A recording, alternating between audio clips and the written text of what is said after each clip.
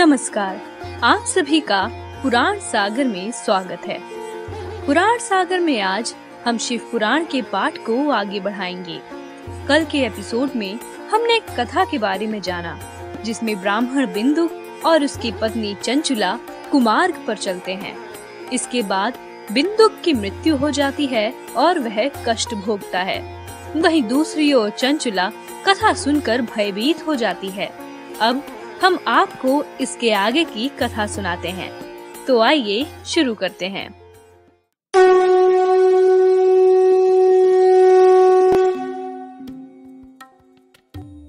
जब कथावाचक की कथा समाप्त हुई और लोग वहां से बाहर चले गए, तब भयभीत चंचुला अकेले में शिव पुराण की कथा वाचने वाले उन ब्राह्मण से कहने लगी। चंचुला ने कहा, ब्राह्मण, मैं अपने धर्म को नहीं जानती थी, इसलिए मेरे द्वारा बड़ा दुराचार हुआ है।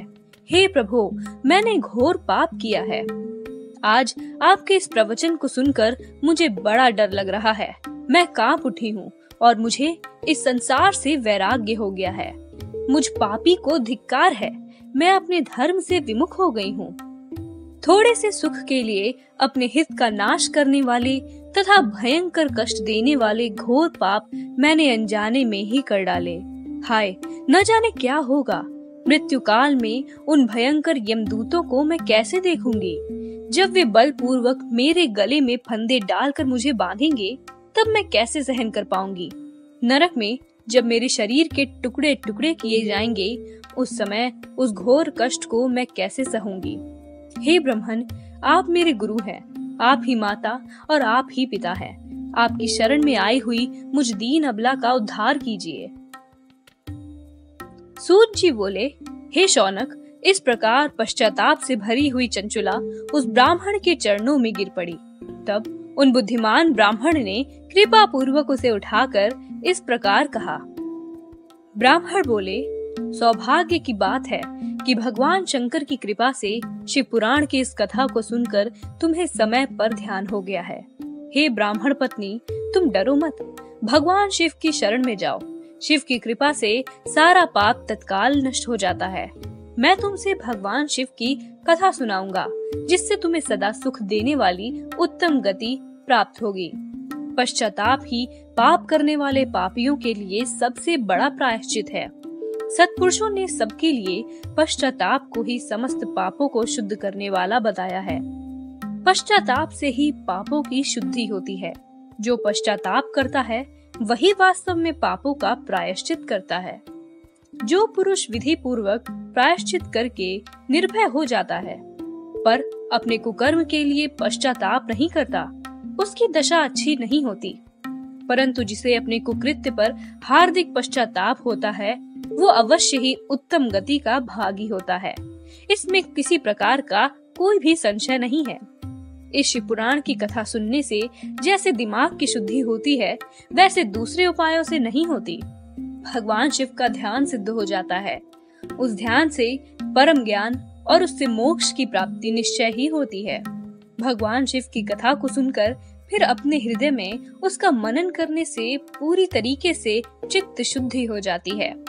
दिमाग के शुद्ध होने से महेश्वर की भक्ति अपने दोनों पुत्रों यानी कि ज्ञान और वैराग्य के साथ निश्चय ही प्रकट होती है। हे ब्राह्मण पत्नी, इसलिए तुम विषयों से मन को हटा लो और भक्ति भाव से भगवान शंकर की इस परम पावन कथा को सुनो। परमात्मा शंकर की इस कथा को सुनने से तुम्हारे दिमाग की शुद्धि होगी और तुम्हें मोक्ष की प्राप्ति हो जाएगी। सूत जी बोले, शौनक, इतना कहकर वे ब्राह्मण मौन हो गए। वे शुद्ध चित्त महात्मा भगवान शिव के ध्यान में फिर से मग्न हो गए। तब बिंदु की पत्नी चंचुला मन ही मन प्रसन्न हो उठी। ब्राह्मण का उक्त उपदेश सुनकर उसके आंखों में आनंद के आंसू आ गए थे। वह ब्राह्मण के चरणों में गिर पड़ी। चंचुला बोली, हे साधु, मैं नरक के समुद्र में गिर रही हूँ। आप मेरा उद्धार कीजिए। पौराणिक शिव पुराण की कथा को सुनकर मेरे मन में संपूर्ण विषयों से वैराग्य उत्पन्न हो गया है। इस शिव पुराण को सुनने के लिए इस समय मेरे मन में बड़ी श्रद्धा हो रही है। सूत जी बोले, ऐसा कहकर हाथ जोड़ उनका अनुग्रह पाकर चंचुला उस शिवपुराण की कथा को सुनने की इच्छा मन में लेकर उन ब्राह्मण देवता की सेवा करते हुए वहीं रहने लगी। उन ब्राह्मण देवता ने उसी स्थान पर उस स्त्री को शिवपुराण की उत्तम कथा सुनाई। इस प्रकार उस परम उत्तम कथा को सुनकर वो ब्राह्मण पत्नी अत्यंत कृतार्थ हो गई। चंचुला प्रतिदिन तीर्थ के जल में स्नान किया करती थी और जटा और वल्कल भी धारण करने लगी थी और पूरे देह में भस्म लगाकर रुद्राक्ष के आभूषण धारण करने लगी। वो भगवान शिव के नाम जपने में लगी रहती थी। संयमित वाणी और अल्पाहार करते हुए उसने गुरु के बताए मार्ग से शिव जी को प्रसन्न करने का निश्चय कर लिया। हे शौनक, इस प्रकार शंभु का उत्तम ध्यान करते हुए उस चंचुला का बहुत सा समय चला गया। इसके बाद समय के पूरे होने पर भक्ति, ज्ञान और वैराग्य से युक्त हुई चंचुला ने अपने शरीर को बिना किसी कष्ट के त्याग दिया। इतने में ही भगवान शिव का भेजा हुआ एक दिव्य विमान वहां पर आ गया, जो उनके अपने गणों से संयुक्त और तरह तरह के शोभा साधनों से संपन्न था। चंचुला उस विमान पर आ गई और भगवान शिव के श्रेष्ठ पार्षद गणों ने उसे तत्काल शिवपुरी में पहुंचा दिया। उसके सारे मैल धुल गए थे। वहां पहुंचकर उसने त्रिनेत्रधारी महादेव जी को देखा। ब्रह्मा, विष्णु आदि देवता उन सनातन शिव की सेवा कर रहे थे।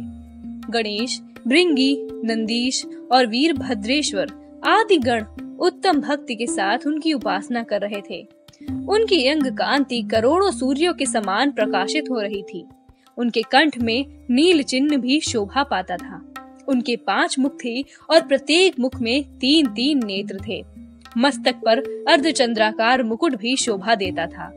उन्होंने अपने वाम अंगों में गौरी देवी को बिठा रखा था, जो विद्युत पुंज के समान प्रकाशित थी। गौरी महादेवी जी की कांति भी कपूर के समान ही गौर थी। उनका सारा शरीर श्वेत भस्म से भासित था। शरीर पर श्वेत वस्त्र भी शोभा पा रहे थे। वे अत्यंत उज्जवल वर्ण के थे। इस प्रकार परम उज्जवल भगवान शंकर का दर्शन करके वो ब्राह्मण पत्नी चंचुला बहुत प्रसन्न हुई। उसने बड़ी खुशी के साथ भगवान को बार बार प्रणाम किया।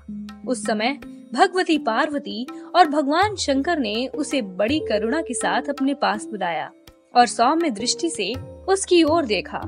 पार्वती जी ने तो चंचुला को प्रेम पूर्वक अपनी सखी बना लिया। यहाँ पर शिव पुराण का 3 और 4 अध्याय भी समाप्त होता है। शिव पुराण के इस पाठ में चंचुला को इतने सारे पाप करने के पश्चात भी मुक्ति मिल गई। चंचुला को मात्र शिव पुराण के श्रवण यानी कि सुनने से ही मोक्ष की प्राप्ति हो गई। लेकिन वहीं दूसरी ओर उसका पति यानी कि बिंदुक भी दूसरे विंध्य पर्वत पर पिशाच के रूप में घूम रहा है। इतने पाप करने के बाद बिंदुक बहुत सारे यातनाओं से अब गुजर रहा है। गौरी की सखी होते हुए भी और चंचुला के पास सारे सुख होते हुए भी अपने पति की चिंता उसे हमेशा ही सताती रहती थी। और इसी वजह से चंचुला ने पार्वती जी से अपने पति के बारे में पूछा। बिंदुक के बारे में गौरी जी ने उसे क्या बताया, ये हम अगले पाठ में जानेंगे।